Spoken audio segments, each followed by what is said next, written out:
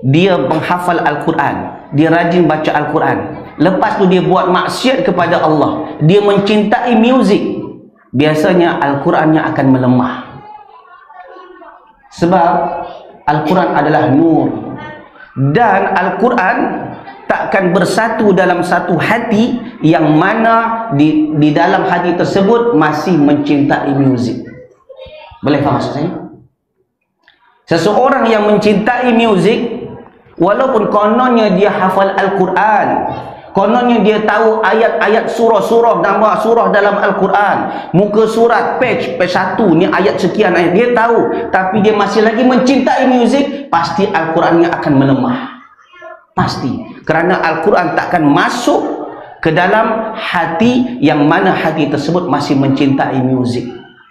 Kalau mencintai muzik, jemaah, kalau mencintai muzik dan itu mencintai sendiri tanpa bagi tahu orang lain, itu adalah dosa pribadi. Dan apabila dia bertaubat kepada Allah, insya Allah Allah akan terima, sebab tak ada hak orang lain yang dia ambil. Namun ketika dia mencintai muzik, dia support lagi, bahkan dia dakwahkan kepada umat bahawa muzik itu halal, maka di sini dia mendapat dosa jariah. Yang bercakap tu kadang-kadang bukan orang biasa, kadang-kadang orang bergelar tuan guru, kadang-kadang bergelar ustaz, kadang-kadang kononnya hafal Al-Quran, kononnya hafal dari awal ayat sampai hujung ayat, tahu halaman sekian, ayat sekian, tetapi ketika berani menghalalkan apa yang Allah haramkan, hati-hati. Ditambah lagi dia sampaikan kepada umat, dan berapa ramai orang yang mengikut, maka itu menjadi dosa jariah.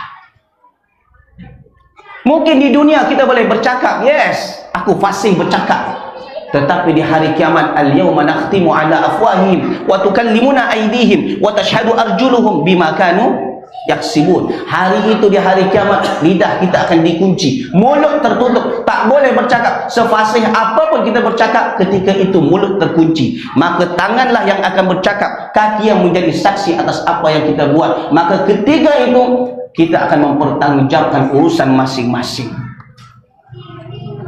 Dan memang kita tak akan heran, jemaah, akan ada suatu masa nanti, satu zaman nanti, yang orang akan menghalalkan apa yang diharamkan oleh Allah. Akan ada.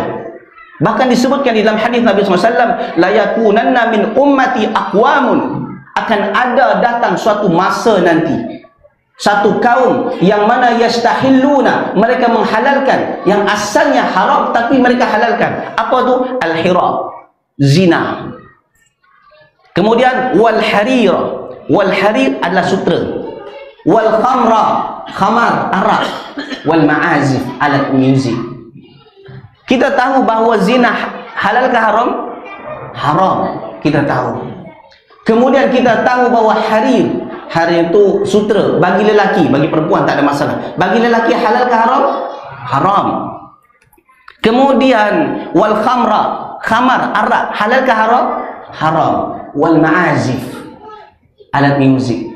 Takkan mungkin ada satu hadis yang pertama haram sepakati ulama, tiba-tiba belakang ini khilaf di antara ulama. Pasti ketika sesuatu yang halal, semuanya jadi halal. Semua apabila satu awal dari haram, maka semua sampai bawah akan menjadi haram. Dan kalau seandainya ada yang menghalalkan, tak perlu heran, Nabi dah cakap 1400 tahun yang lepas, akan ada umatku, satu kaum atau kaum-kaum daripada umatku yang akan menghalalkan itu semua. Dan itu wujud sekarang.